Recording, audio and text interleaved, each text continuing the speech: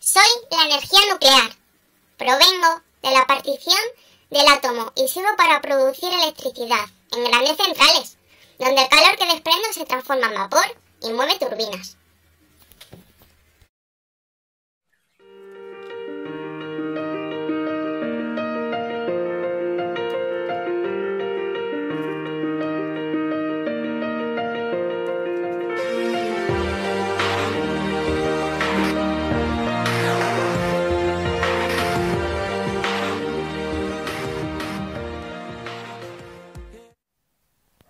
Energía nuclear. Estrictamente hablando, la energía nuclear es la energía que se libera al dividir el núcleo de un átomo, fisión nuclear, o al unir dos átomos para convertirse en un átomo individual, fusión nuclear. Evolución histórica. En 1896, Henry Becquerel descubrió que algunos elementos químicos emitían radiaciones. Más tarde, él y Marie Curie vieron que estas radiaciones eran distintas a las de los rayos X, denominándolas así alfa, beta y gamma, las cuales provenían del núcleo de átomo de Rutherford. Con el descubrimiento del neutrino se pudo explicar la radiación beta. En 1932, James Chadwick descubrió la existencia del neutrón. Y más tarde, Enrico Fermi observó que algunas radiaciones emitidas en fenómenos no muy comunes de desintegración eran en realidad estos neutrones. En los años siguientes, 1939, se mostró que parte de los productos que aparecían al llevar a cabo estos experimentos con uranio eran en realidad núcleos del bario, llegando así a la conclusión de que eran el resultado de la división de los núcleos del uranio. Se había llevado al descubrimiento de la fisión. Más tarde, en Francia, Julien Curie descubrió también que además del bario se emitían neutrones secundarios en esa reacción. Además, factible la reacción en cadena. También Marc Oliphant teorizó sobre la fisión de núcleos del hidrógeno, descubriendo poco después Hans Bethe el funcionamiento de las estrellas basándose en este mismo mecanismo. Existen dos reacciones nucleares, la fusión y la fisión del núcleo. La fusión es la cual varios núcleos atómicos de carga similar se fusionan, se unen y forman un núcleo de mayor peso. Al mismo tiempo, se absorbe o libera una cantidad enorme de energía que provoca a la materia entrar en un estado plasmático. El otro proceso nuclear es la fisión del núcleo, el cual tiene lugar en el núcleo atómico. Este proceso ocurre cuando un núcleo pesado se fusiona, se divide, en dos o más núcleos de menor tamaño, incluso en algunos subproductos. Estos subproductos pueden ser neutrones libres, fotones, partículas alfa y beta. Esto que vemos es una central nuclear. Antes de ver su funcionamiento por dentro, podemos distinguir tres edificios: el edificio de contención, la sala de turbinas y la torre de refrigeración. Al lado de las centrales nucleares podemos encontrar ríos, lagos, el agua del mar.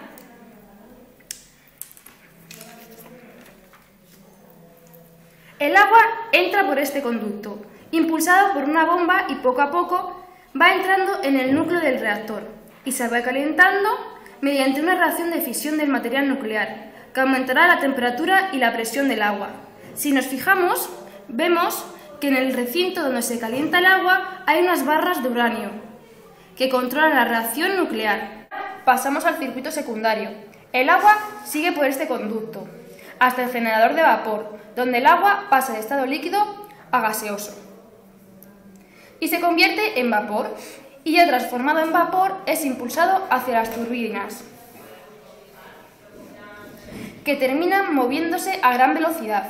Las turbinas y el transformador convierten esa energía mecánica en energía eléctrica. Para terminar, el vapor de agua se enfría gracias al intercambio de temperatura que se produce en las torres de enfriamiento debido al agua del río o del mar, y así funciona una central nuclear. Ventajas: lucha contra el calentamiento global, Se genera 1/3 de la energía eléctrica que se produce en la Unión Europea. Disminuye las emisiones de CO2 y otros gases como residuos de uso de combustibles fósiles. El costo de la electricidad sucedida la hace competitiva con el precio de la energía generada por combustibles fósiles. Pueden producir enormes cantidades de energía con un pequeño volumen de combustible. La aplicación de la tecnología nuclear a la medicina ha tenido importantes aportaciones, por ejemplo, rayos X, radioterapia, radiofármacos. Inconvenientes. La tecnología que se utiliza para producir energía nuclear puede usarse para fines no pacíficos, es decir, tiene una segunda utilidad, la construcción de armas.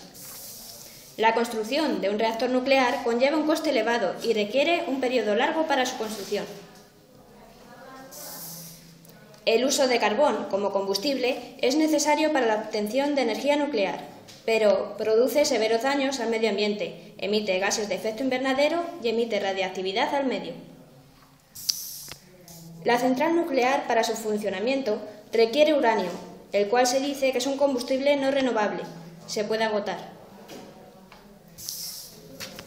Produce residuos radiactivos, difíciles de almacenar, los cuales son activos durante mucho tiempo. Existe riesgo de accidentes nucleares. Aunque los sistemas de seguridad son muy avanzados, un error humano o una catástrofe natural pueden provocar una explosión radiactiva y, en consecuencia, una liberación de grandes cantidades de radiación letal. Otros posibles inconvenientes son las mutaciones, los residuos radiactivos y la afectación a la salud de cualquier ser vivo.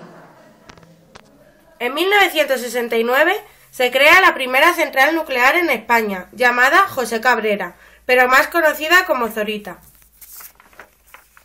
Sin embargo, el 30 de abril del 2006 cesa su actividad. El desarrollo nuclear comenzó al término de la Segunda Guerra Mundial, coincidiendo así con el régimen franquista. En España hay 6 centrales nucleares: Trillo, Vandellós, Cofrente, Almaraz, Santa María de Garoña y Ascó. Almaraz y Ascó cuentan con 2 reactores. La sociedad francesa apoya la energía nuclear por sus buenas condiciones de seguridad. Cuenta con 19 centrales nucleares, formando así 58 reactores. En 2008 se crea AFNI, Agencia Francia Nuclear Internacional. Aporta a estados que quieran implantar una central nuclear su experiencia, siempre que respete la seguridad, respete el medio ambiente y cumpla la norma de no proliferación. Francia es sede de ITER, la Organización Internacional para la Energía de Fusión. La energía nuclear en Argentina está regulada por ENRE, Ente Nacional Regulador de la Electricidad. En 1950 se crea la Comisión Nacional de Energía Atómica, persiguiendo la investigación y el desarrollo de la energía nuclear, y dieron lugar a actividades centradas en ello. En 1964 se hizo un estudio de viabilidad. En 1974 entra en funcionamiento Atucha, una central situada en Lima, a 115 kilómetros de Buenos Aires. En 1967 tiene lugar un segundo estudio de viabilidad para construir una planta más grande en el embalse de Córdoba. Y en 1984 entró en funcionamiento esta planta, la central nuclear de Embalse. En 1979 se propuso una Atucha 2, pero por falta de fondos se suspendió la construcción. El uranio es la principal fuente de energía. Los yacimientos principales para la obtención de esta fuente de energía son Canadá, Namibia, Kazajistán, Níger, Rusia, Uzbekistán y Australia. Los productores destacables son China, Ucrania, Sudáfrica y Estados Unidos. Aunque estos sean los productores destacables, Alemania, Reino Unido, Países Bajos, formando un ERCO, y Francia, Japón, Estados Unidos y Rusia son los mejores capacitados industrialmente. ¿Cuáles son las perspectivas de futuro? Poco a poco, la posibilidad de elegir entre diferentes fuentes de energía es cada vez más factible y progresiva.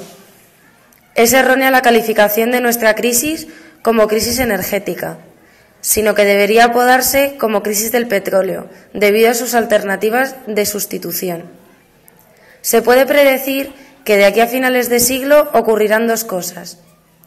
Se comenzará a reemplazar el uso del petróleo por la búsqueda de más petróleo y que este reemplazamiento se basará en la búsqueda de exploración de sustitutivos agotables, que se unirá a la competición entre nuevas energías por nuevos y crecientes recursos basados en la experimentación y perfeccionamiento.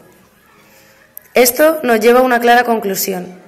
Las energías en las que podemos confiar solo contribuyen a nuestras necesidades en una muy pequeña proporción, mientras que el uso de aquellas que no dan amplia suma de energía o bien las rodean aún ciertos riesgos u obstáculos técnicos. Es ciertamente difícil predecir los adelantos que se puedan producir en la técnica que genera esta energía, lo que nos impide ver los beneficios y costes de innovación y mejoras. Lo que está claro es que la energía debe disponerse por adelantado. Esto conlleva largos procesos de gestación y creación de condiciones específicas para poder realizar estos proyectos. El primer paso debe ser encontrar las condiciones bajo las cuales exista un mayor crecimiento económico que sea deseable. A partir de esta premisa, será muy fácil trabajar para encontrar un uso sostenible de casi cualquier energía. Pero la información existente o por existir suele ser imprecisa, debido a la controversia de interpretaciones y las alteraciones económicas y políticas de estos pronósticos. Si argumentamos este problema, debemos decir que no solo se paralizaría la actividad económica, sino toda la economía. Se debe minimizar el riesgo, partiendo de la consistencia y la oportunidad. Alrededor de la energía nuclear se debe crear una serie de soportes energéticos que tengan la función de alargar el camino hacia la búsqueda de más combustible energético. Hay que tomar medidas de conservación para desperdiciar menos y poder producir más. La realidad es la siguiente. Debemos dar de sí nuestras posibilidades a través de nuevas energías, hasta encontrar un máximo rendimiento autosostenido y utilizar la energía nuclear para rellenar el espacio restante. Gráfica de usos de la energía en el año 2012. Nuclear, 13,9%. Carbón, 8,4%. Productos petrolíferos, 2,2%. Gas natural, 35,4%. Centrales hidráulicas bombeo, 2%. Hidráulica, 8,3%. Eólica, 19,8%. Solar termoeléctrica, 3,8%. Solar fotovoltaica, 3,6%. Resto renovable, 2,6%. Como conclusión, el gas natural es la energía más utilizada en el 2012 y la que menos el resto de energías renovables. En nuestro caso, la energía nuclear es una de las más utilizadas. Ciencias de la materia y la energía. Segundo B de educación primaria. Trabajo realizado por Paula del Campo, Paloma Gutiérrez, Carla Adán Lourdes Galán y Beatriz Bonis.